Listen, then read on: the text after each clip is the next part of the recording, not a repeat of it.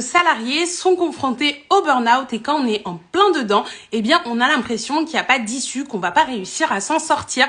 Aujourd'hui, j'ai le plaisir d'accueillir Laura qui a vécu un burn-out dans sa carrière et qui a réussi à en sortir grandi. Et aujourd'hui, elle accompagne les entreprises à mettre en place les conditions pour que, eh bien, les salariés soient bien dans leur travail, épanouis, et elle arrive à faire rimer ça avec performance. Donc, je vous ai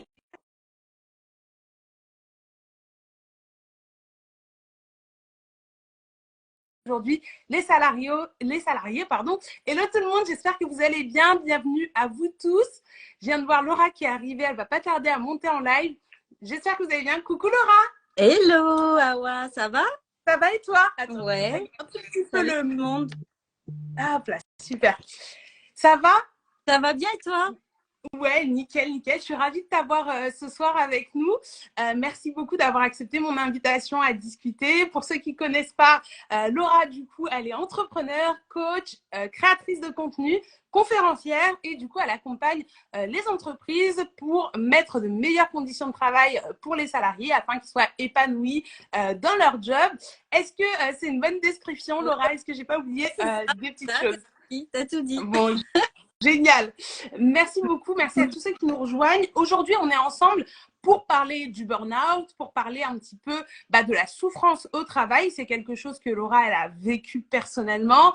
Mais du coup, elle a réussi à s'en sortir. Et je sais que parfois, ça peut être compliqué quand on est en plein dedans de se dire qu'il y a une lumière au bout du tunnel. Donc, c'est important d'avoir des témoignages comme le tien, Laura. Et l'idée, c'est de pouvoir en parler et puis de voir aujourd'hui ce que tu recommandes déjà pour pas être en Ouais. burn-out, pour aider les personnes à s'en sortir.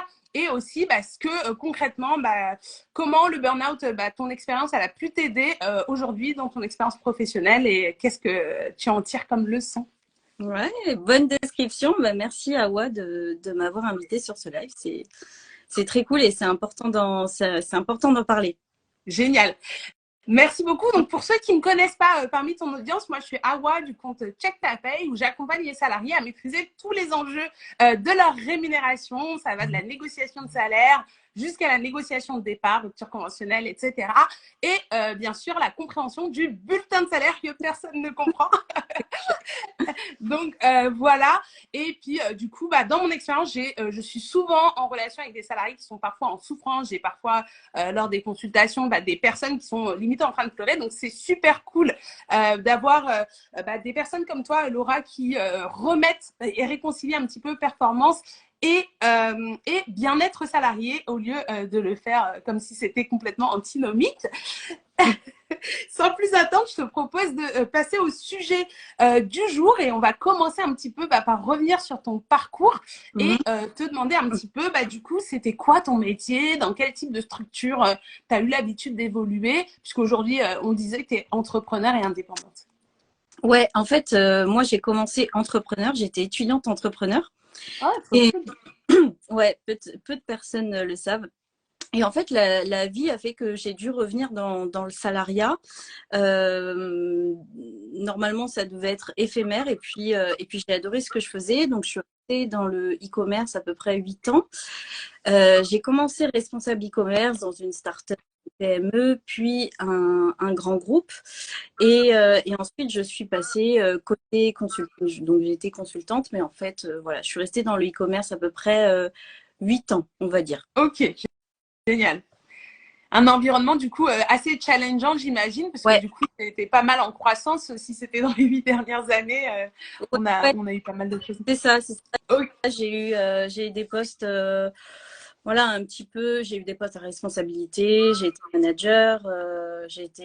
Enfin voilà, j'ai vécu un petit peu tout, côté métier, côté consulting. Ok, ça marche. Et du coup, c'est quoi le souvenir que tu gardes de cette première partie de carrière avant, on va dire, l'expérience qui s'est mal passée et qui a fini par un burn-out? C'est quoi le souvenir que tu as? Tu disais que à la base, tu avais voulu prendre le chemin de l'entrepreneuriat. Tu t'es finalement quand même assez plu dans le salariat pour y Ouais, rester 8 ans. Donc, quel souvenir tu en gardes? j'ai un très bon souvenir du salariat. tout simplement parce que déjà j'ai rencontré des très belles personnes qui sont devenues des amis. J'ai beaucoup d'amis anciens collègues, donc déjà rien que pour ça je regrette pas. Et puis j'ai beaucoup appris. Moi c'est vrai que dans le travail j'aime bien être stimulée en permanence, et c'est vrai que le salariat avec un manager etc. m'a permis de voilà, monter en compétence sur beaucoup de choses. J'ai appris beaucoup de choses. Donc vraiment, même s'il y a eu des hauts et des bas, j'en garde quand même un bon souvenir. Après, mis à part ça, j'ai vu quand même beaucoup de failles dans le salariat. J'ai vu beaucoup de managers toxiques. J'ai vu des managers qui permettaient pas à leurs équipes, par exemple, tu vois, de partir déjeuner s'ils n'avaient pas fini un travail. J'ai vu des jeunes pleurer. Voilà, et des petites choses comme ça. Déjà de base, je me disais c'est pas hyper normal. Et puis manque de flexibilité de ouf. Moi, c'est ce qui m'a le plus choqué dans le salariat. Typiquement, moi j'habite à Paris. Les transports c'est compliqué le matin, et quand on est censé arriver à 9h et qu'on arrive à 9h15, c'est toute une histoire. Et c'est souvent des managers qui prennent, tu vois, la voiture, Oui, le ils n'ont pas conscience de la réalité. et en fait, j'étais là, mais les mecs sont pas du tout flexibles. Donc, voilà, j'en garde un bon souvenir, mais voilà, j'ai vu quand même Avec des de limites. petites failles en tant qu'entrepreneur. Ça marche. Ok, super. Et du coup, tu as vécu du coup une expérience particulièrement difficile lors de ton dernier job. Est-ce que tu peux nous raconter un peu ce qui s'est passé et qu'est-ce qui t'a mené quelque part au burn-out? Puisque les 8 premières années, même si effectivement il y avait des failles, tu avais l'air d'avoir pris ton pli, Ouais. de naviguer, on va dire, en eau trouble. Est-ce qu'il y a un événement particulier qui est arrivé ou pas? Ouais, je vais essayer de vous expliquer, même si c'est difficile parce qu'il y a eu vraiment beaucoup de choses, mais je vais essayer de canaliser. En fait, lors de ma dernière expérience, pendant un an et demi, en fait, tout allait très bien. Je pourrais même dire, ça allait vraiment très bien. C'est-à-dire que j'avais des collègues en or, j'avais un manager très sympathique et pas du tout tyrannique. Euh, J'adorais ce que je faisais, métier hyper challengeant, formation à gogo. Enfin, vraiment, tout allait hyper bien. Et en fait, tout a commencé mars 2020. Donc mars 2020, il y a eu 3 Par événements Covid. majeurs. Voilà, le Covid que tout le monde a vécu, où l'entreprise a clairement demandé aux gens, ben voilà, d'en faire plus, de se serrer les coudes, de serrer la vis Et tu étais toujours, excuse-moi, je te coupe, tu étais toujours dans l'e-commerce à ouais, l'époque? Ouais, donc forcément, e-commerce qui explose pendant le Covid, parce que c'est vrai que pour certains, ça ralentit. J'imagine que vous, au contraire, vous avez dû avoir du boulot par-dessus la tête pendant cette période ou même pas? même pas. Ok, ça, Ouais, parce que l'émission n'a pas eu tant que ça. ok. Mais c'est vrai que comme la plupart des entreprises, en fait, mon entreprise a pris peur et tout de suite, il y a été réunion de crise et on dit aux salariés, on leur fait comprendre qu'il va falloir serrer les coudes pour que l'entreprise puisse ne coule pas en fait. Donc ça a été la première chose. Je t'arrête La deuxième, 2 secondes parce que je vois des questions qui passent dans le ouais, chat. Là, on est vraiment plus dans la partie interview. On va vraiment prendre le temps de répondre à vos questions. Donc, Tichou, si tu peux plutôt la mettre dans la petite boîte à questions. Donc, vous avez un commentaire avec un petit point d'interrogation. Si vous les mettez dedans, elles sont stockées. Et nous, on les prend à la fin du live. Comme ça, si vous devez quitter le live en cours de route, vous l'aurez dans le replay. Et comme là, du coup, on est dans l'échange, on va moins rebondir tout de suite sur les questions. Mais n'hésitez pas à nous les mettre. Et puis, vous pouvez commenter. Je reprends vos commentaires pertinents avec grand plaisir, bien sûr. quel pro. Je t'en prie, Laura, vas-y. Ouais, donc là, voilà, ça a été la première chose, le Covid.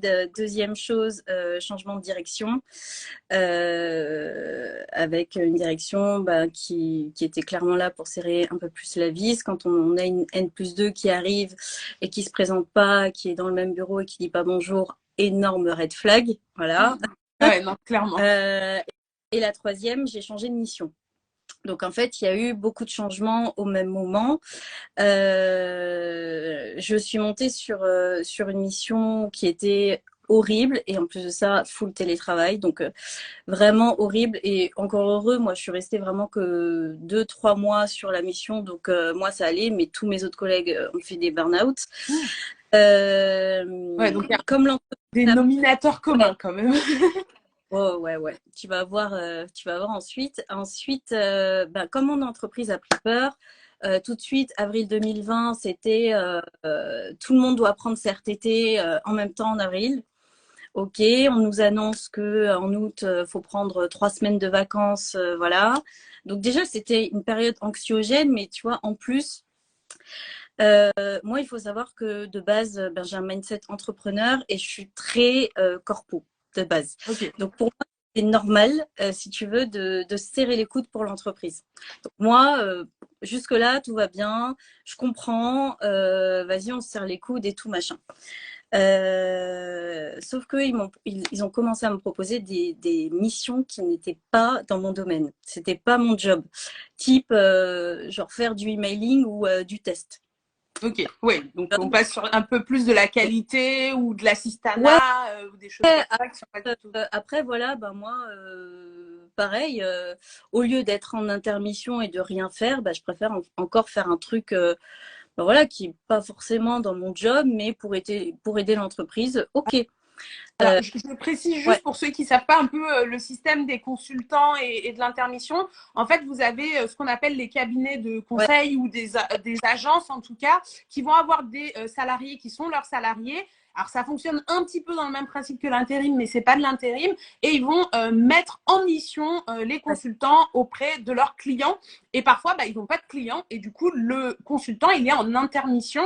Et quand on est en intermission, on est au bureau et on fait des tâches, on va dire normalement, soit de gestion de projet, soit un petit peu intermédiaire. Et là, a priori, l'employeur de Laura lui a refourgué des tâches qui faisaient plus du tout partie de son domaine et de ses missions normales.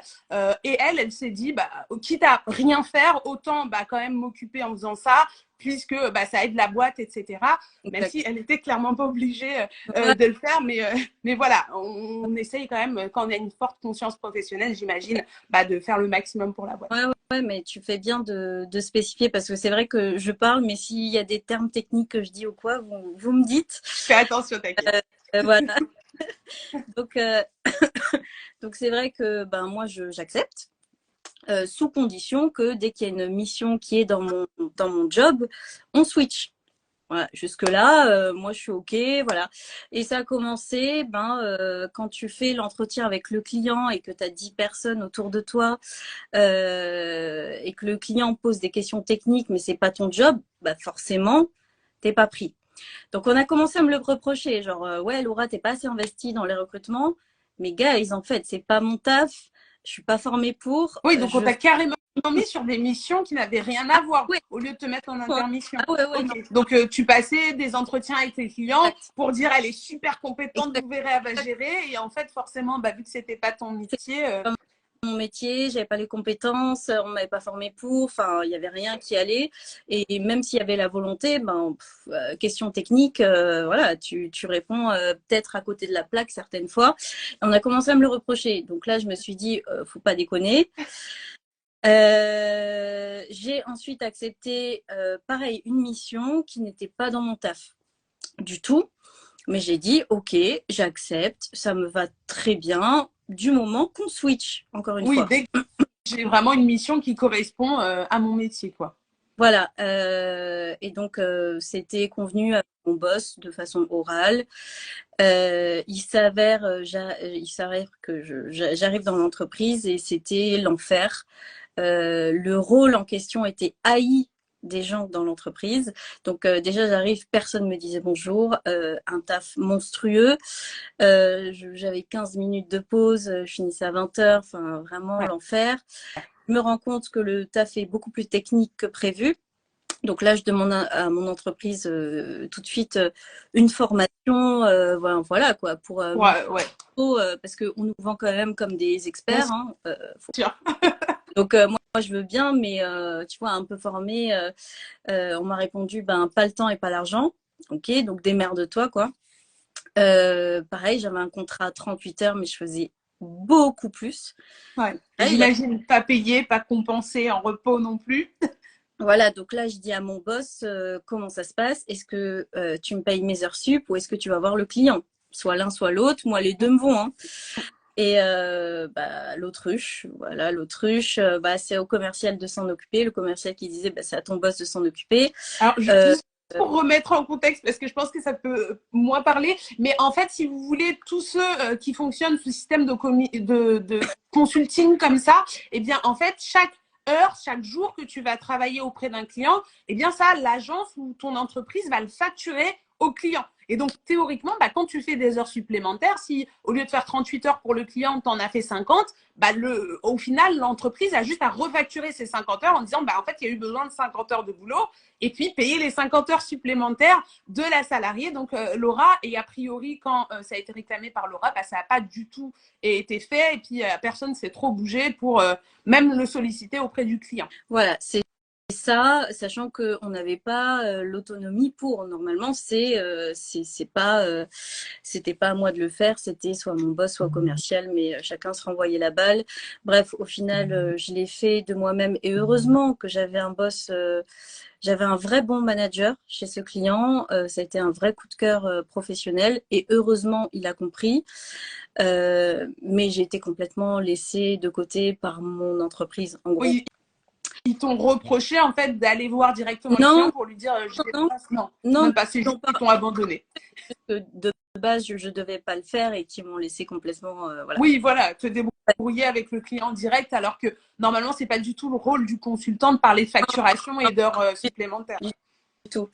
Et voilà, au bout de peut-être un mois, j'apprends qu'en fait, il y a ma mission qui revient. En fait, il y a des missions qui reviennent et ils me mettent pas dessus. Donc là, je comprends pas trop puisque j'avais un accord oral avec mon boss. Et en fait, il s'avérait que mon client était tellement satisfait de mon travail qu'il a décidé de virer toutes les personnes de mon agence, sauf moi. Ok, donc tu avais peur de perdre le client, s'il disait que tu vas. Voilà, et donc en fait, je pense que mon agence s'est dit « Oh merde, c'est un de nos plus gros clients, il est en train de virer tout le monde sauf Laura, il faut absolument pas qu'elle parte. » Et sauf que moi, je voulais toujours partir. Ouais, c'est clair. Pas mon poste et qu'en plus de ça, c'était pas ouf non plus comme job. Et du coup, de base, je devais rester 2 mois et finalement, je suis restée plus d'1 an. Ah oui. Ouais. J'imagine. Dans ces conditions que tu nous décrivais, où effectivement, tu avais à peine un quart d'heure de pause, tu finissais à 20h. Non. Non. En fait, heureusement pour moi, moi, ma force au travail, c'est les relations sociales, c'est la communication.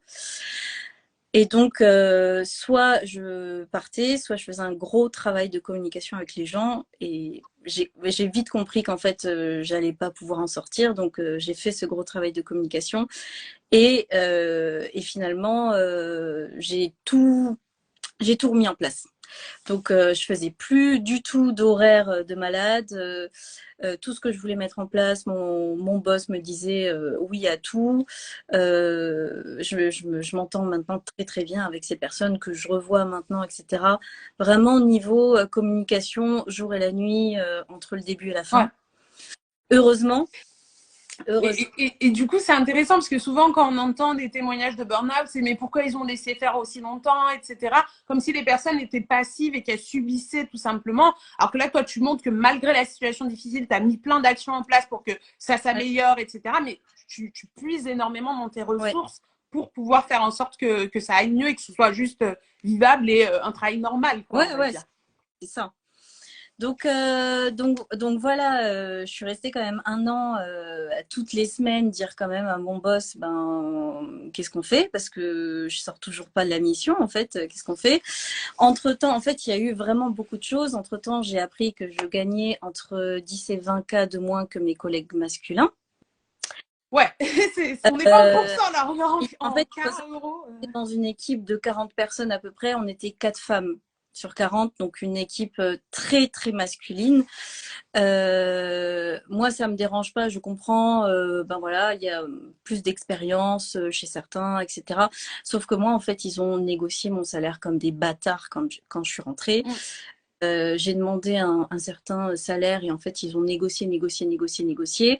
Quand j'apprends plus tard, parce que je m'entendais extrêmement bien avec mes collègues, quand j'apprends plus tard de fil en aiguille qu'en fait, je suis payée entre 10 et 20 cas de moins que mes collègues, non, Ah ça oui, passe pas. c'est clair. Surtout Ça, que tu es super arrangeante, que tu as fait énormément pour la boîte facultativement. ouais, Enfin, je ouais, comprends. ouais. J'ai confronté mon boss, il savait plus où se mettre. Oui, ils ont plus d'expérience que ça. Enfin, ils ont plus d'expérience que toi. Ce que je peux comprendre, 20K, je comprends pas. 20K, ouais. Non, clairement, là.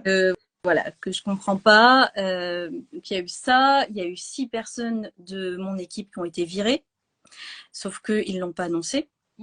Donc j'apprenais de bouche à oreille par des collègues, ah mais en fait lui, mais il a été viré. Comment ça, il a été viré? L'ambiance ultra malsaine, quoi. Je comprends pas. On est des êtres humains ou des machines? Parce que moi, j'ai mes collègues adorés que j'adore, je les adorais tous. J'ai des collègues qui ont été virés de l'entreprise, je veux le savoir. Bah oui. Je veux le savoir, je veux faire des pots de départ, je veux leur parler, enfin un minimum en fait. Ça vraiment, j'ai vraiment, vraiment pas compris. Et juste pour remettre dans le contexte un peu Ouais. du consultant, de la consultante ou du consultant, en général, les consultants, ils sont souvent chez les clients. Donc, je pense que quelqu'un peut être viré et tu t'en rends pas Non, forcément compte. C'est pas comme quand, voilà, comme quand on est dans une entreprise où notre client, c'est notre employeur actuel, où là, forcément, on voit nos collègues un peu tous les jours. Donc, quand il y en a un qui disparaît au bout d'une semaine, on se pose la question. Là, vu que chacun des collègues, même si on se retrouve ponctuellement, chacun est dispatché chez les clients, bah, c'est quand on revient au bureau au bout de 2-3 mois qu'on se dit ah, mais il est où un tel? Ah bah tu sais pas, il est viré depuis 8 semaines c'est quoi. ça. Mais en fait, il faut se remettre dans le contexte Covid. On Ah était oui. en full télétravail. Euh, on travaillait aussi pendant le confinement, etc. Donc en fait, on s'est pas vu pendant des mois et des mois. Oui, bien sûr. Et on avait des meetings d'équipe comme si de rien n'était. Ouais, non, c'est pas normal. C'est Ah, au moins un mail d'information, tu vois. Enfin, enfin, pour moi, c'était vraiment, vraiment pas humain. Et ça, vraiment, je l'ai mal vécu. Pareil, ben, je parlais du confinement, mais enfin, moi, j'habite dans un appartement parisien, j'ai pas de bureau. On a une table. J'habite avec mon copain. On était tous les deux H24 en réunion. Ça veut dire qu'on était 50% de notre temps sur le lit, à Vachy. ah là là. Mon super I manager, feel you. ouais, mon super manager de chez mon client me disait, mais tu sais, il faut que tu bosses bien, essaye de trouver peut-être un endroit où travailler pendant le confinement, etc. Donc j'avais demandé à des amis s'il n'y avait pas des maisons. Et en fait, on avait trouvé une amie qui nous disait, ben voilà, on va à 4 maisons de campagne, un bureau pour chacun. Enfin, Le bonheur. du coup, on fait nos affaires, etc. On fait notre valise. Et là, je sais pas, souci de conscience professionnelle, je me suis dit, je vais juste envoyer un message à mon boss, tu vois, genre, juste pour le prévenir. Salut, je te préviens, j'ai trouvé un endroit à la campagne pour bosser pendant le confinement. Il me répond non. Genre, juste non. Non, reste à Paris au cas où. Mais au cas où quoi, frère? Ah On ouais, va non être mais. confinés. Et en fait, c'est ouf parce que mon manager client me disait, chaque jour, il me disait, mais c'est hyper important que tu sois bien, etc. Puis j'avais mon manager, mon vrai manager, Officiel, en vrai, ouais. qui posait même pas de questions. Et en fait, tu sais, j'avais envie de lui dire, mais je vais pas à la campagne pour m'amuser, je vais à la campagne juste pour bien bosser. Bien sûr, Et, ouais, non mais. du coup, je suis pas partie. Et puis en plus, ils pouvaient même pas te l'interdire en Bah, réalité. Enfin. en vrai, je ne sais pas, mais si tu veux, on devait partir le samedi Oui, matin, je l'envoie le vendredi soir, donc le temps de cogiter, en fait, c'était bien trop sûr. tard. Bah oui, non, c'est clair, c'est clair. Donc, hyper vénère, j'ai commencé à lui dire, bah, je vais t'envoyer mes factures d'ostéopathie, enfin, voilà. Bah oui. Et en fait, plein de choses comme ça qui s'accumulaient, qui s'accumulaient. Enfin, je pense que là, je suis en train de vous parler un dixième de ce qui s'est passé. Il y a plein de choses qui s'accumulaient. Et en fait, il faut savoir que la communication était catastrophique parce qu'ils avaient mis en place ce qu'on appelle des télé-RH. Tu dois connaître. Donc, non, télé-RH, c'est, en fait, ils mettent en place, c'est des collègues à qui tu vas parler. Donc, moi, j'avais zéro one-to-one avec mon boss. Ah oui, c'est genre le côté un peu psy à qui tu peux parler si tu as un problème, c'est pas ça? Pas un psy, c'est un collègue qui est Ah, ok. ni formé management. Et en fait, c'est des référents à qui tu dois parler. Donc moi, j'étais obligée de parler à ce collègue-là qui était formé à rien et qui n'avait aucune marge de manœuvre, Ouais. aucune prise de décision. Et en fait, ça faisait téléphone arabe avec mon Oui, boss. donc lui, il devait y répéter ce que Ouais, tu lui avais dit, et puis exactement. forcément, il y a une couche de déformation naturelle, quoi. C'est ça, c'est ça. Et ils avaient beau faire bien leur taf, parce que bah, je m'entendais très bien avec eux, je savais qu'ils faisaient bien leur taf, mais en fait, l'information était soit mal relayée, soit en fait, moi j'appelle ça des tampons. Mon boss, enfin, il n'y avait rien, ça remontait, mais ça redescendait jamais en fait. Ouais, ouais. Communication catastrophique. Et en fait, quand ma mission chez mon client s'est terminée, je me suis dit, ouf, enfin, c'est terminé. Allez, je mets ça derrière moi, je vais Prendre reprendre la une mission. page. Et mon boss qui me dit, bah, on a une super mission pour toi, telle mission. La mission où j'avais été précédemment, où tout le monde a fait un burn-out. Ouais. Et donc, toujours pas dans ton métier, dans tes qualifications, etc. En fait, dans mon métier, Ouais. mais en fait, ça a été la mission catastrophique de l'année où tout le monde, enfin, personne ne voulait y aller et tout le monde a fait un burn-out. Toutes les personnes qui sont montées sur cette mission ont fait un burn-out. Et donc, moi, j'ai dit, les gars, ça fait 1 an et demi que je tire sur la corde. Ça fait 1 an et demi que je suis pas bien, que j'essaye de communiquer, il n'y a pas de retour, il n'y a rien, c'est mort. Moi, c'est mort. Je veux juste une mission dans mon métier, n'importe quel secteur, juste une nouvelle mission, voilà, un truc challengeant, quoi. Et on peut dire que, enfin, moi, j'ai vécu ça comme du harcèlement. Toutes les semaines, en fait, il revenait à la charge. Ouais. Mais pendant des semaines et des semaines, et j'avais beau dire non, un non ferme, machin, j'entendais pareil, par bouche à oreille, par des collègues, qu'en fait, ben non, à la direction, quand même dit non, non, c'est bon, c'est elle quand même. Bah, Ok. tu vois, enfin, et encore une fois, enfin, je suis un être humain ou une machine. Je me quoi. Et donc ça m'avait vraiment, vraiment saoulée. J'avais beau dire non, en fait, c'était comme si je pissais dans un violon, clairement.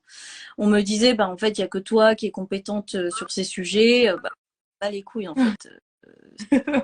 Mais écoute, je me bats les couilles, je veux juste un truc cool. Pas une mission où tout le monde a fait un burn-out. Donc, j'écris un espèce d'email comme ça. Moi, il faut savoir qu'en entreprise, je communique beaucoup. Hein. C'est ça, en fait, le pire. Ouais. J'écris noir sur blanc. Je suis en détresse psychologique. J'énumère pourquoi.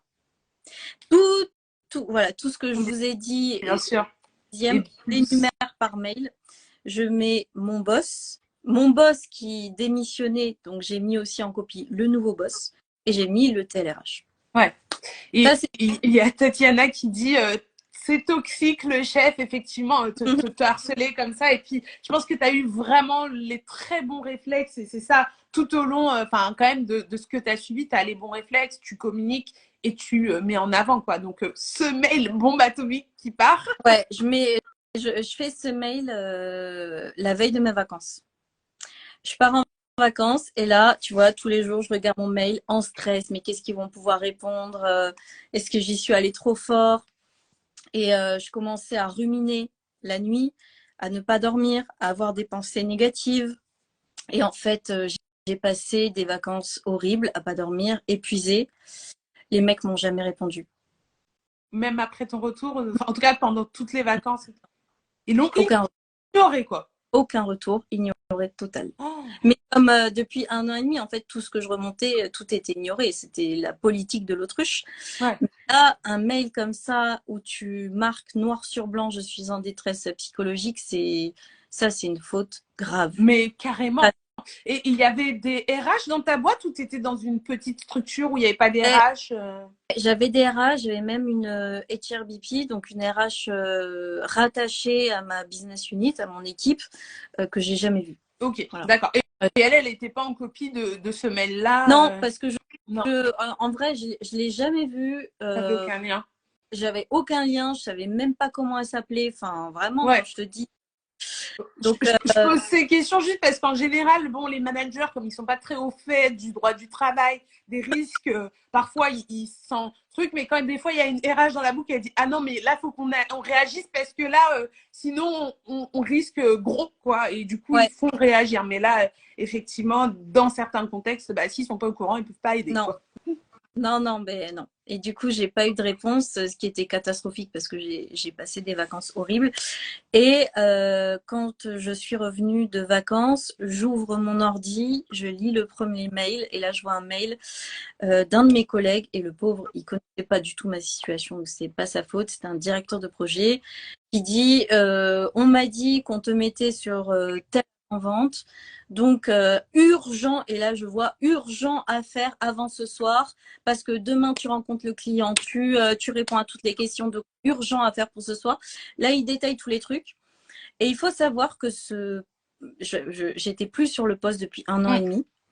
Et ce genre de demande, on met normalement plusieurs jours Allez faire. à le... Et donc là, le fait qu'ils me sortent ça le jour de la rentrée. Donc, tu vois, j'arrive 9h. Tu as des vacances où tu n'as pas dormi pratiquement et cette angoisse et pas de réponds réponse. pas à mon mail et en fait on m'envoie un mail comme ça en me disant urgent urgent à faire pour mon corps a lâché. Mais là j'ai explosé en sanglots. J'ai senti mon corps lâcher mais sur le sol. Impossible de m'arrêter. Et en fait, il faut savoir que moi, de base, je résiste à mort à la pression, au stress, etc. Je pleure jamais, encore moins au travail. Et là, mais impossible de m'arrêter. Il y avait mon copain à côté et là, il est rentré et tout de suite, il m'a regardé, il m'a dit « Prends rendez-vous chez le médecin ». J'étais incapable de marcher. Incapable de marcher. Pareil, déserts médicaux. En plus, mon médecin traitant, c'est ma gynécologue, enfin catastrophique, elle n'était pas dispo, machin. Je prends un rendez-vous au hasard sur Doctolib. Et pareil, je réexplose en sanglots, impossible de parler. Et là, elle me dit, vous êtes en plein burn-out, je vous arrête 10 jours. Et à cette époque, je me disais, ah oh, putain, 10 jours, c'est énorme. Énorme. Et c'est ça, on a tout de suite le stress de comment ils vont faire, machin. Enfin, voilà, encore axé sur la boîte. À l'époque, j'étais là, putain, 10 jours, c'est énorme. Je vais pouvoir me reposer, je vais faire plein de trucs créatifs que j'aime bien. Et comme ça va aller mieux. Et c'est bon, au bout de 10 jours, c'est bon. Pas du tout. Ouais. Non, 10 jours, c'est que dalle pour un burn-out. Mais voilà comment ça s'est passé, en gros. Essayer de faire le plus court possible. Bien sûr. Non, mais enfin, je pense que tu as bien fait de rentrer dans les détails. Après, je sais pas si dans l'audience, il y en a qui ont déjà vécu des burn-out, des situations comme ça où on est pressurisé de partout au boulot ou qui ont eu en fait ce type d'expérience. Mais je pense que ça va parler à pas mal de monde parce que moi, j'ai pas mal de témoignages aussi souvent en ce sens. Et on se rend compte bien du côté insidieux de la pression qui s'accumule, des tentatives de bien faire et cette volonté en fait à chaque fois de bien faire, d'arranger, de mettre en place des choses. Et de l'autre côté, bah, l'absence de réponse, aucune communication, aucune prise en compte. Et le pire, c'est vraiment, j'ai envoyé, je suis en détresse psychologique et c'est complètement ignoré, quoi. Enfin, ça me rend ouf. Ça me rend vraiment ouf. En tout cas, bah, merci pour cette expérience. Et donc là, du coup, tu es en burn-out, on t'arrête. Est-ce que après, du coup, pendant cette phase de burn-out, tu as pu enfin trouver de l'aide outre ton médecin traitant qui a pu t'arrêter, est-ce que tu as pu trouver de l'aide pour avancer et puis essayer de te reconstruire? Et on a eu une question un petit peu tout à l'heure, c'est comment on sort d'un burn-out, comment on gère un burn-out si on est en plein dedans, quoi. Alors, il faut savoir que pendant ces 10 jours d'arrêt, j'ai pas pu sortir de mon canapé. À ma grande surprise, en fait, j'arrivais pas à parler aux gens, j'arrivais pas à dire ce que je ressentais, je comprenais pas, j'arrivais pas à marcher, j'arrivais pas à sortir de chez moi. Et au bout d'une semaine, je me suis dit, là, il y a vraiment un truc qui va pas du tout. C'est la première fois que tu n'arrives pas à t'en sortir seule. Soit tu te fais aider, soit tu sombres. Et donc, j'ai pris la décision de chercher un psychologue à côté de chez moi et ça m'a sauvé la vie. Ouais, j'ai été aidée par une psychologue Et j'ai été à la Fnac et j'ai acheté tous les bouquins de développement personnel qu'il y avait en top sales. Et j'ai lu tout ce que je pouvais. Et donc voilà, il y a eu plusieurs choses qui m'ont aidé. Donc d'abord la psychologue, et c'est ce que je préconise en tout premier. Bon, déjà s'arrêter, mais la psychologue, en fait, moi je suis allée chez la psychologue. Je savais pas trop si ça allait marcher, si machin. Et au début, franchement, j'ai payé 80 € pour qu'elle me fasse respirer. Non. Je me suis dit, ça a intérêt de marcher parce que, pour me faire respirer. Mais en fait, si, en fait, c'est hyper important parce qu'en fait, quand on est en burn-out, on réfléchit pas correctement. Mm. Moi, c'était mon cas. J'avais des pensées noires, j'avais une charge mentale de malade, des ruminations toute la nuit. Impossible d'arrêter ces idées noires dans ma tête. Et en fait, il fallait rééquilibrer un petit peu le mental. Et donc, la respiration fait que ton corps ne peut pas être en stress et zen en même temps. Donc, c'est la respiration qui prend le dessus. Et ça a tout changé parce que quand tu rééquilibres un petit peu ton mental, tu arrives à penser beaucoup plus clairement. Donc, c'est la première chose à faire. Vraiment, les 80 €. Ça marche. On a vraiment beaucoup de réactions en commentaire. T'as Zaza qui dit, on dirait que vous parlez de la situation que je vis avec mes collègues. Siem, pareil, qui s'est effondré au boulot et qui dit, on se donne à fond au boulot. Ouais. Et le boss est toujours en mode reproche. Ouais. J'ai fondu en larmes. Pourquoi est-ce que du coup on ressent en fait Siem ce que tu subis, on t'envoie plein de force. Et orientation sereine qui nous dit que la thématique est très intéressante. Et c'est vrai que on n'a pas beaucoup l'occasion de voir ou d'entendre des personnes qui sont passées par un burn-out, qui s'en sont sortis, et on voit à quel point déjà c'est pas les fragiles, c'est pas les gens qui savent pas gérer, c'est pas les gens qui sont pas compétents, tous ces clichés là ils tombent à l'eau parce que toi tu montres que tu as tout géré, en fait, tu as tout géré du début à la fin, mais au détriment de ta propre santé, en fait, et à bout d'un moment, c'est très compliqué. Ouais. Et en tout cas, on peut trouver de l'aide, mais il faut déjà arriver à respirer, retrouver en fait la clarté d'esprit qui fait qu'on arrive à prendre les bonnes décisions, parce que le burn-out, c'est une vraie maladie, et du coup, ça nous empêche d'avoir cette clarté d'esprit. Tu disais, c'est ton conjoint qui t'a dit, faut que tu ailles chez le médecin. Peut-être que s'il n'avait pas été là, je sais pas si tu aurais eu la force de prendre cette initiative aussi, quoi. En vrai, j'étais obligée. Enfin, j'arrêtais pas de pleurer. C'était impossible de travailler. Donc, j'aurais été obligée de passer par là. Après, moi, je pense que la chose que j'ai faite que personne ne fait, c'est que j'en ai parlé tout de suite dans mon taf. Enfin, pour moi, dès le départ, je savais que c'était pas de ma faute. À partir du moment où c'est pas de ma faute, je le dis à tout le monde. J'ai appelé mon boss, je lui ai dit je suis en plein burn-out. J'en ai parlé à beaucoup de monde en entreprise et d'ailleurs ils étaient un petit peu comme ça. Ils ont compris que là, en fait, ils avaient merdé. Ouais. Plus que merdé, en beauté. De se rattraper vénère. Je n'ai pas bossé pendant 1 mois et demi. Ils m'ont laissé tranquille pendant 1 mois et demi, payé, etc. Ils savaient qu'ils avaient merdé dans tous les cas. Mais pour revenir à ta question sur qu'est-ce qu'il faut pour s'en sortir, donc déjà s'arrêter, ça c'est hyper important. Même si, bon là, avec le gouvernement est en train de mettre des quotas burn-out, c'est ce qui est catastrophique. Ils sont en train de faire une chasse aux médecins qui mettent trop de quotas burn-out. Voilà, c'est catastrophique, mais si vous pouvez trouver un médecin qui vous arrête, arrêtez-vous. Et 10 jours, c'est rien.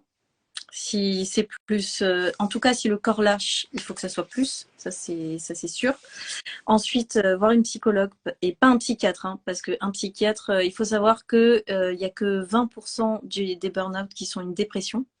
80% des cas, c'est pas une maladie psychiatrique. Donc, on ne va pas voir un psychiatre et on ne prend pas de médicaments si c'est pas nécessaire. Ça, pas de moi-même, c'est parce que j'ai interviewé des psychologues sur le sujet qui sont voilà. Donc, de toute façon, pas hésiter à avoir un psychologue qui va pouvoir, je pense, poser un diagnostic et voir si effectivement ce burn-out s'accompagne ou pas d'une dépression et s'il y a une nécessité de prise en charge médicamenteuse et psychiatrique à rajouter à la psychothérapie avec le psychologue. Donc vraiment, faites-vous accompagner par des professionnels. Ils ont fait des études pour ça et c'est les experts du sujet. là, tu as Laura qui témoigne de son expérience et puis après qui a énormément aussi de connaissances sur le sujet. On sent que ça touche et que ça remue plein de choses. Donc encore merci pour ton témoignage, Laura. Pareil, du coup, il y a Tatiana qui conseille la Maison du Travail à Paris. Apparemment, il y a des spécialistes médicaux en burn-out là-bas. Il y a le voilà. centre du burn-out aussi. Le centre du burn-out. Okay. Voilà, c'est là où j'ai un peu les psychologues. C'est des psychologues du centre du burn-out. Après, moi, à l'époque, j'avais essayé de les contacter. J'ai eu jamais de réponse. Ouais. Donc, je trouve ça un peu rien. J'ai fait remonter l'info. Mais c'est compliqué de trouver des professionnels.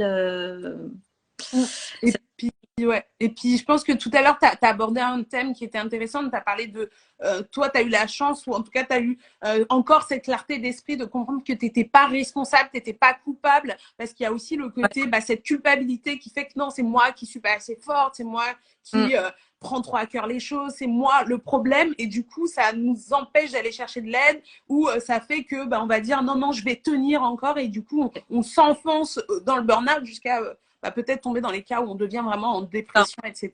Quoi. Et en fait, j'ai eu un doute. En fait, quand j'ai reçu ce fameux mail, ma première pensée, c'est putain, en fait, il me pousse à la porte. C'est pas possible autrement. C'est une tâche qui se fait en plusieurs jours. Ça fait 1 an et demi que je suis plus sur le sujet. Ils veulent plus de moi. Ils essaient en fait, ils me poussent à bout. À démissionner ou à partir. Et en fait, pas du tout, parce que l'entreprise après a tout fait pour me garder, mais vraiment tout. Ils m'ont proposé 10 cas de plus, ils m'ont proposé d'être en mi-temps, ils m'ont proposé de changer d'équipe. Enfin, vraiment, sur ça, par contre, voilà, la RH, en tout cas, a tout fait pour que je reste. C'était trop tard. C'était vraiment trop tard, mais le fait qu'ils fassent tout pour que je reste, je me suis rendu compte que c'était pas, en fait, ils me poussaient pas à la porte du tout. C'est juste qu'ils étaient incompétents sur le sujet. On va dire. Et puis j'ai l'impression que c'est un peu un bulldozer un peu obtus qui se dit on charge la mule, elle encaisse, c'est que ça lui fait rien. Et puis même si tu parles, oui, mais elle dit ça, mais c'est pas grand chose. Et puis ça touche tellement de personnes. Tu as parlé de managers qui étaient partis, qui étaient remplacés par d'autres. Donc du coup, à chaque fois, je pense qu'ils minimisent, alors que toi, forcément, ça grignote aussi tous les jours un petit peu, quoi. Ouais, c'est ça. Donc, psychologue, ce que je préconise aussi, moi, ce qui m'a beaucoup aidé, c'est j'ai fait le Miracle Morning. Je ne sais pas si vous connaissez, c'est un livre. Et en fait, tous les jours, de me réveiller à 6h30, il faut savoir que moi, je dors assez tard, de me réveiller à 6h30, j'ai pratiqué la méditation, la gratitude, l'écriture, le yoga doux. Et en fait, ça m'a fait un bien fou parce que la gratitude, c'est hyper important. Pourquoi? Parce que tous les jours, de se dire, de se rappeler ce qu'on a de bien autour de soi et de se dire, ok, qu'est-ce qui a été positif dans mon travail? Peut-être que, j'en sais rien, vous aimez vos collègues, vous avez appris, vous êtes monté en formation. Déjà, pareil, en fait, ça rééquilibre le mental, très important, et ça vous permet de prendre du recul. Et c'est comme ça que moi, j'ai compris en prenant le recul, en rééquilibrant mon mental, et je me suis aperçue qu'en fait, mon propre boss était aussi très mal au travail, que lui aussi, il avait une surcharge de travail, qu'il avait une pression monumentale de sa nouvelle direction qui était arrivée, machin. Et c'est là que j'ai compris qu'en fait, c'était pas mon boss le problème. Oui, que du coup, et on en revient, et c'est pour ça après, on va y venir à ta nouvelle mission avec que ton entreprise, mais du coup que c'est vraiment systémique, c'est tout le système qui fabrique des burn-out, et c'est pas une personne. Bien sûr, on peut avoir un ou une manager toxique, etc., ou très très mauvais, mais le plus souvent, en fait, c'est un système qui s'enclenche et qui broie toutes les personnes qui sont dedans, et on subit tous plus ou moins le truc. Et forcément, un boss qui est surchargé va être peut-être moins attentif à un salarié en détresse, et ainsi de suite, et ça s'alimente mutuellement, et on est en train de se détruire, quoi. Ouais, c'est ça. En fait, c'est tout le modèle de travail qui ne va plus. Donc moi après voilà, j'ai fait beaucoup de recherches sur le sujet, etc. Maintenant j'en parle beaucoup, mais typiquement quand on est en épuisement professionnel ou quand on a trop de travail au boulot, ce qui est le cas pour les managers en particulier. Je crois que c'est la population la plus touchée par les burn-out de toute façon. Ouais, à peu près. Les managers, les RH aussi, beaucoup, mais c'est ces personnes en fait qui sont tout le temps en conflit entre l'humain et la rentabilité. Les managers sont extrêmement touchés par l'épuisement professionnel. On leur demande de tout faire, de tout gérer, l'humain, structure, enfin tout, tout, tout. Et quand on est en épuisement professionnel, en fait, on a une baisse de l'empathie.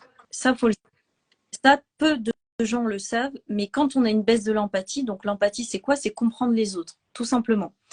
Et quand on a une baisse de l'empathie, eh ben, on a beau avoir un collaborateur qui vient nous voir et qui nous dit, ben, en fait, je suis mal au travail, eh ben, on va voir comme un mur. Ouais. Et puis on se dit, de toute façon, moi aussi, je suis mal, et puis je continue à avancer, c'est la norme, et puis oui. avale et encaisse et avance, quoi. N'ont pas de reconnaissance. En fait, tout le monde a besoin de reconnaissance au travail. Les managers n'en ont pas, comme tout le monde. Et donc, il y a aussi une colère aussi sous-jacente qui se dit, moi non plus, j'ai pas de reconnaissance. Hein. Moi non plus. Si j'ai pas été augmentée, moi aussi je suis sous-payée. Enfin, ouais. C'est des remarques, je pense. Enfin, dites-nous dans le chat, mais moi c'est des trucs que j'ai déjà entendus. Et une fois, je me rappelle avoir démissionné, ma manager, elle m'a demandé pour combien, parce que c'était en partie pour le salaire. Elle m'a dit, ah ok, tu vas gagner plus que moi. Alors que c'est quelqu'un qui avait au moins 20 ans de plus d'expérience que moi et qui était extrêmement compétente dans ce qu'elle faisait. Ouais. Tu vois. Donc, non, mais tu vois, voilà. Et en fait, tout se ramène à soi parce qu'on n'est pas bien, etc. Et donc, on n'est pas en capacité de comprendre bien l'autre et de l'aider. Et c'est tout le système qui ne va pas parce que les managers sont comme ça, forcément que les autres ne vont pas bien. Bien sûr, donc, je comprends tout à fait. Et c'est pas facile. Et en fait, on arrive à le comprendre quand justement on arrive à rééquilibrer le mental et à prendre du recul sur notre situation. Donc, méditation, gratitude, très important. Et le fait de faire une petite activité en dehors du travail qui nous challenge un tout petit peu. Donc, moi, c'était le yoga, la souplesse, parce que je suis pas du tout souple. Et le fait d'en faire tous les jours et de tous les jours voir ah bah tiens, je suis un tout petit peu plus souple, ça apporte la confiance en soi qu'on a besoin sur le moment. Donc, je conseille tout le monde, voilà. Ouais, il y a quand même toute cette partie un peu, je me recentre sur moi-même, je prends le temps, je prends soin de moi en fait, je suis gentille comme je coucounerais une amie qui est un peu en détresse, de prendre ce temps. Tu vois, tu as parlé des livres de développement personnel, de prendre du yoga, de prendre soin de ça, de rentrer dans ta routine du Miracle Morning. Peut-être que chez quelqu'un d'autre, ça va être un autre sport, ça va être une autre activité, mais vraiment prendre le temps d'être à l'écoute de soi-même pour se retrouver en fait après une épreuve qui est vraiment traumatique pour le coup. Super. Alors, je suis trop contente. On a un témoignage de Sky Not the Limit qui nous dit courage à toutes les personnes qui sont passées par là grâce à des lives, au compte Check Ta Paye et à mon rendez-vous avec Awa, du yoga et ma psy. Je viens enfin hier d'obtenir la validation de ma rupture. J'imagine une rupture conventionnelle. Donc, plein de big up, plein de flammes pour toi. N'hésite pas à m'écrire en DM. Ça me fera super plaisir d'avoir ton retour. Et en tout cas, je suis très, très contente si on a pu t'aider. Et c'est d'où l'importance des lives comme celui-ci. Merci encore Laura d'être là. Je trouve que c'est extrêmement riche tout ce que tu nous partages. Et dans le chat, ça résonne chez plein de monde. Je peux pas tout répéter, mais en tout cas, merci à vous d'être là et nombreux en plus. Ok, du coup, là, on a parlé de ton expérience, de comment tu as fait un peu pour sortir de ce burn-out. Donc, du coup, j'imagine que tu as quitté l'entreprise dans laquelle tu étais. Tu as dit qu'ils ont essayé beaucoup de te retenir. À quel moment ça t'est venu l'idée de dire, bon, là, tu nous as expliqué, je me suis rendu compte que c'était vraiment systémique, que c'était tout le monde du travail qui avait un problème et pas juste mon manager qui était méchant. Qu'est-ce que tu as décidé de faire? Quels sont les enjeux que tu as compris et comment tu as décidé de t'y attaquer? Alors en parallèle, j'ai fait aussi pas mal d'introspection sur ce que je voulais faire parce que j'avais été cooptée dans plusieurs agences et en fait j'ai tout refusé, j'avais été prise partout, j'ai tout refusé parce que je pouvais plus faire ce métier. Donc j'ai fait aussi beaucoup d'introspection, j'ai passé des tests. Et c'est là que j'ai compris qu'en fait j'avais une intelligence des relations sociales, une empathie développée, communication, etc. En parallèle, ben, j'ai fait beaucoup de recherches sur le mal-être au travail, donc toutes ces croyances limitantes qu'on a, genre c'est les faibles qui font des burn-out alors que c'est tout l'inverse. Euh, et en fait, je me suis dit, mais go, parce que tout ce que je trouve normal dans le monde du travail, donc travailler de façon humaine, je sais pas, faire partir des stagiaires à l'heure et pas 3 heures après comme mes collègues. En fait, des choses qui me paraissent tellement normales que, ben en fait, c'est un peu mes forces naturelles, si on peut dire comme ça. Plus ce déclic que j'ai eu sur le monde du travail, plus ben, le fait que j'étais entrepreneur, parce qu'il faut savoir que j'ai été mentorée aussi par des patrons d'entreprise. Personne ne m'a dit, en un an d'études d'entrepreneuriat, l'humain est important pour que votre entreprise soit rentable. Et en fait, on ne nous l'apprend pas. Voire même au contraire, on nous dit méfie-toi, fais attention aux salariés, cadre-les bien, machin chose, quoi. Ouais. Ouais. Et c'est vrai que de base, j'avais un mindset d'entrepreneur classique. Hein. Pour moi, c'était les autres qui faisaient des burn-out, etc. Et du coup, d'avoir un déclic et de changer de mindset, je me suis dit, il faut que j'en fasse un truc.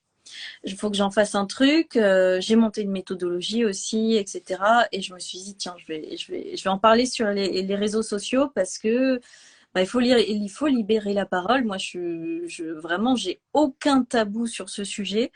Il faut que la honte passe de l'autre côté, surtout. J'ai fait un post ce matin, j'ai mis il faut que la gêne change de côté. On est d'accord, on est en phase. N'hésitez pas à vous abonner au compte de Laura. Il y a vraiment énormément de contenu qui vous déculpabilise. Et en plus, enfin, des fois, en tant que salarié, on est tellement dans notre roue de hamster qu'on se rend plus compte que, bah, en fait, nous, si on demande de faire des heures sup, qu'on les paye pas, qu'on les compose pas par du repos, bah, c'est normal que je refuse en fait. Et le fait de voir des fois des posts comme ça déculpabilisants, des gens qui disent non, etc., bah, ça nous rappelle c'est quoi la normalité, parce qu'en fait notre normalité elle change au fur et à mesure de voir tout le monde qui part à 20h, etc., quoi, tu vois. Ça, c'est pas normal. C'est ça. Mais des fois, on a besoin des petites piqûres de rappel. Et des gens comme Laura, bah, ça te rappelle que non, c'est pas normal. Et tu peux dire fuck à ton boss et partir à 17h. Et bah, c'est ça. Enfin voilà, j'essaye de faire changer le mindset des managers, des dirigeants, parce qu'on travaille pas de manière correcte. Faire des heures sup à répétition, c'est pas possible. Travailler 4 heures d'affilée sans faire de pause, c'est pas possible. Il faudrait en faire toutes les 50 minutes, voire toutes les demi-heures. Plus on travaille dans le digital, plus il faut faire de pause, plus il faut réduire la quantité de travail, puisqu'en fait, bah, les écrans réduisent aussi notre concentration, met plus de charge mentale, etc. Donc, on travaille moins bien. Donc, plus on travaille avec des outils digitaux, plus il faut réduire le temps de travail. Toutes ces choses-là, en fait, il y a eu tellement de changements dans le monde du travail qu'on s'en rend même pas compte. Moi, mon travail, enfin, j'ai fait du coup un travail de recherche là-dessus et voilà, je me suis dit, ok, qu'est-ce qui a changé dans le monde du travail? Pourquoi certaines générations travaillent de telle manière? Pourquoi aujourd'hui on a une pénibilité mentale, il faut le dire. Voilà, c'est toutes ces questions qui me tiennent à cœur et aujourd'hui on ne travaille pas correctement. Donc moi, mon but, c'est de faire changer les mentalités. C'est ça. Et puis, ce que tu nous dis aussi, c'est que tu fais changer les mentalités des dirigeants et des managers, mais en leur montrant et en leur prouvant que ça va améliorer la productivité et la performance de leur entreprise et que c'est pas je m'occupe bien de mes salariés ou je gagne plus de sous, c'est je m'occupe bien de mes salariés pour gagner plus de sous et à court terme peut-être que les heures sup ça va me faire atteindre le résultat que je veux, à long terme ça va me coûter beaucoup plus d'argent de broyer mes salariés quoi en fait. Exactement. Ils voient que dans le court terme, alors que voilà, il faut voir le moyen long terme. Génial. Merci beaucoup. Laura, qu'est-ce que tu recommanderais à des salariés qui peut-être nous écoutent là aujourd'hui, qui seraient dans une situation et qui ne savent pas forcément à qui s'adresser, comment faire? Je sais que tu nous as recommandé les psys. Est-ce que tu as un conseil ou deux, peut-être pour terminer, sur quoi faire quand on est mal au travail? Ouais.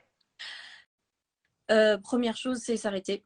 Voilà, il n'y a pas de doute là-dessus, même si vous êtes dans une situation, vous avez beaucoup de travail, même si vos collègues ont démissionné, même si voilà, c'est le cas pour tout le monde. Et en fait, tout le monde a une conscience professionnelle et malheureusement, c'est plus vous allez tirer sur la corde, plus ça va être compliqué.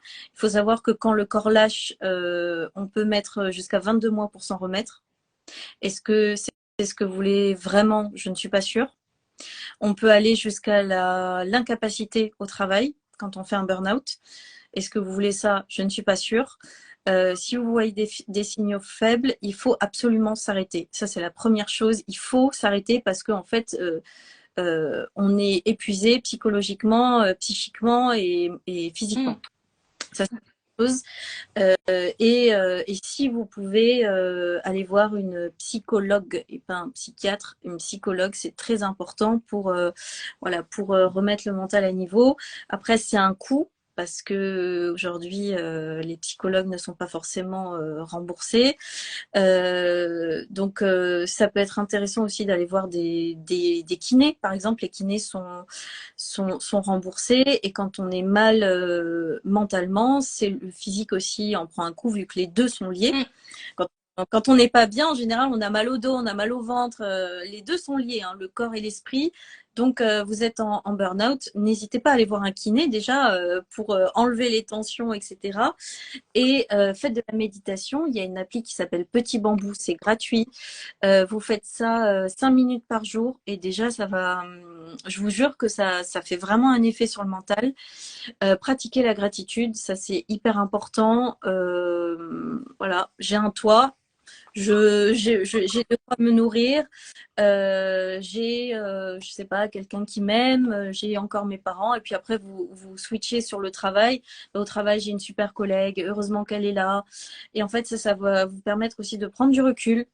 Essayez de vous mettre à la place aussi de votre manager, la personne qui vous fait du mal, parce que en général, ça vient pas de nulle part, c'est tout un système qui va pas. Donc c'est hyper important d'en prendre conscience. Faites de l'activité physique, allez, faites du yoga, des trucs pas trop hardcore pour le corps. Ça, c'est important aussi, pas de boxe, pas de trucs hardcore. Mais bouger pour, pareil, rééquilibrer le corps et l'esprit, encore une fois, sont liés. Lisez des livres développement personnel. Et voilà, je pense que c'est déjà pas mal. Ça marche. Il y a Tatiana qui nous rajoute la sophrologie aussi, qui peut Ouais, être très bien. Et exact. alors Marie qui donne un tips aussi, qui dit qu'un psychiatre est un médecin et donc peut être pris en charge par la Sécu plus mutuelle. Je sais que toi, tu as une préférence vraiment pour le psychologue ou le psychiatre aura peut-être tendance à très rapidement médicamenter et moins aller peut-être dans le côté psychothérapie, discussion, etc.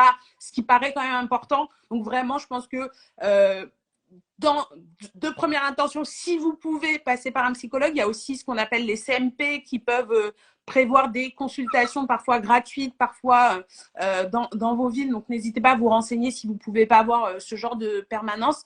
Mais pareil, anticipez et n'attendez pas la dernière minute. La dernière fois, j'avais un call avec une cliente et elle était en larmes avec moi, etc. Et elle avait déjà été arrêtée par son médecin et elle voulait reprendre le travail. Alors, je lui ai dit, prolonge son arrêt, mais j'ai dû lui dire 15 fois pendant l'appel parce qu'effectivement, on a cette culpabilité, on a cette difficulté à se mettre en arrêt. Donc, c'est ce que tu nous rappelais.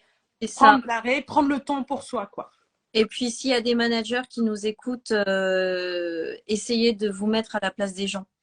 Parce que les managers, ben, voilà, ils ont des objectifs de performance. Et en général, ben, quand on s'arrête, on a tendance à avoir un manager qui nous dit, ben, c'est pas cool, on est dans une période de rush, il y a telle personne qui nous a quittés, si on est en arrêt maladie, ça nous met dans la merde.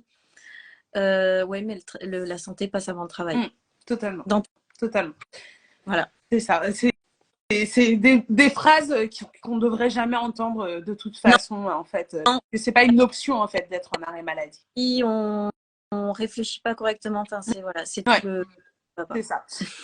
Bah, en tout cas, merci. Et puis pour tes paroles aussi, je trouve très déculpabilisant parce que tu rappelles que en général, le problème, c'est pas un manager, c'est pas une personne qui est vraiment mauvaise, c'est un problème qui est systémique. Et l'idée, c'est, je pense, avec ton compte, avec le mien, avec ceux de beaucoup d'autres sur les réseaux sociaux, c'est de faire un peu bouger les lignes dans le monde du travail pour que ça devienne moins une fabrique à burn-out et qu'on puisse aller travailler sans avoir la boule au ventre, de manière sereine et en plus se faire des sous quand même. Et donc, je pense que toi comme moi, on pense que c'est pas impossible, c'est juste qu'il faut qu'on apprenne, qu'on réapprenne à faire les choses bien. Ouais, c'est ça. Et surtout en France, hein, on est très en retard sur le sujet. Ça marche. Je te propose qu'on passe aux questions-réponses. Il y a quelques questions dans la boîte à questions. Alors, on est un petit peu en retard. J'espère que tu n'as pas trop de rush, mais c'est tellement intéressant qu'on ne voit pas le temps passer. Alors, du coup, c'est où? Alors, je vais les afficher tout de suite. En fait, c'est moi qui les vois. Alors, attends, parce que du coup, j'ai fait une story. Merci les filles, hyper intéressant. Merci Zaza. Merci. Il y a, alors j'arriverai pas à prononcer ton prénom, mais ton pseudo, mais je vais dire Sky, qui dit, pensez-vous qu'il est possible de changer son environnement de travail, le rendre plus positif? Bah oui. Oui, après, c'est une question pour moi, je suppose. Oui, bien sûr. Oui, après, il faut savoir que la plus grande responsabilité est du côté de l'entreprise, puisque en fait les employés n'ont pas beaucoup de marge de manœuvre. On ne peut pas changer le type de management, on ne peut pas changer le type d'organisation. Et à partir du moment où on n'a pas de marge de manœuvre, c'est à l'entreprise de mettre en place. Maintenant, on peut tous faire des choses pour que ça aille mieux au travail. Et là, typiquement, il n'y a pas de contexte ni rien, mais par exemple, vous pouvez très bien faire en sorte d'être bien avec vos collègues, d'aller parler aux gens, de faire en sorte que vous vous entendez bien. Et déjà, si vous serrez les coudes, ça ira beaucoup mieux. Un manager toxique, imaginons que vous ayez un manager qui vous écoute pas, qui vous donne pas la reconnaissance nécessaire, etc. Et c'est en grande partie le cas pour beaucoup de personnes. C'est possible, par exemple, apportez-lui la reconnaissance nécessaire. Je sais que c'est difficile, mais faites le premier pas. Parce que c'est une personne humaine aussi, c'est une personne aussi qui a besoin de reconnaissance. Et rentrer dans ce cercle vertueux où en fait, une personne qui a plus de reconnaissance, c'est quelqu'un qui ira mieux au travail. Donc, c'est quelqu'un qui aura plus d'empathie envers vous. Donc, voilà, il y a plein de petites choses à faire comme ça, mais oui, c'est possible. Ça fait ultra écho à ce que je dis beaucoup en coaching ou avec les abonnés, c'est que souvent en fait en France, je pense qu'on a la mauvaise habitude de pointer que ce qui va mal en fait. Et donc même quand le manager il fait tout bien, c'est quand ça ira mal qu'on lui dira là ça va pas. Et moi je dis toujours, même si vous voulez critiquer votre manager, dites-lui comment vous aimez. Donnez toujours un exemple de quand ça s'est bien passé. Par exemple, là tu m'as donné le dossier super en retard, j'ai dû travailler dans le rush, j'ai pas du tout aimé. Par contre, là, tu as vu sur le dossier Intel, tu me l'avais donné avec une semaine d'avance. Regarde comment j'ai pu le gérer super bien. J'aimerais mieux que tu continues à faire plutôt ça. Et en tant que salarié, en fait, on fait des feedbacks à son manager et c'est normal de faire des feedbacks à son manager. Mais pareil, avoir la forme. Et ça crée, pareil, comme tu disais, un cercle vertueux. Donc oui, bien sûr, ça peut pas dépendre que de nous. À notre niveau, on a beaucoup moins de marge de manœuvre que la direction, mais c'est chaque individu. Et entre eux aussi, salariés, il y a des boîtes où les collègues se tirent dans les pattes dans tous les sens. Un peu de bienveillance entre nous. On n'est pas obligé de balayer le collègue qui s'est gouré, aider à trouver une solution. Enfin voilà, c'est tous ensemble, chacun à son niveau, qui peut aussi faire plein de choses. Exact. Génial, merci beaucoup et j'adore ta réponse. Vraiment. Il y a une autre question. Alors, il y a Sky qui dit est-ce qu'elle est partie en rupture conventionnelle? Je crois que tu fais peut-être référence à Sky Not the Limit. Oui, elle est partie en rupture conventionnelle. Si c'était pas de ça que tu parles, n'hésite pas à nous dire. Ah, peut-être que tu parles de Laura. Laura, est-ce que tu peux nous dire si tu es partie en rupture conventionnelle? Je pense que ça doit être ça. Non, j'ai pas fait une rupture conventionnelle parce que il ne voulait pas. Du coup, j'ai fait. Bon, je pense qu'on fera un autre live sur ça parce que j'ai beaucoup de choses à dire sur ça. Donc, c'est un petit teaser pour la suite. Ça marche, ok. Ouais, il y a eu un départ un peu, on va dire, spécial et Ouais. pas mal de choses à voir. Donc, on reviendra, mais non, c'était pas une rupture conventionnelle. Merci, Laura. On a une question. Alors, je sais pas si tu pourrais y répondre de Sénat, Sénat, on va dire. Quel est le niveau de remboursement de la sécurité sociale quand on est en arrêt pour burn-out? Je vais la prendre.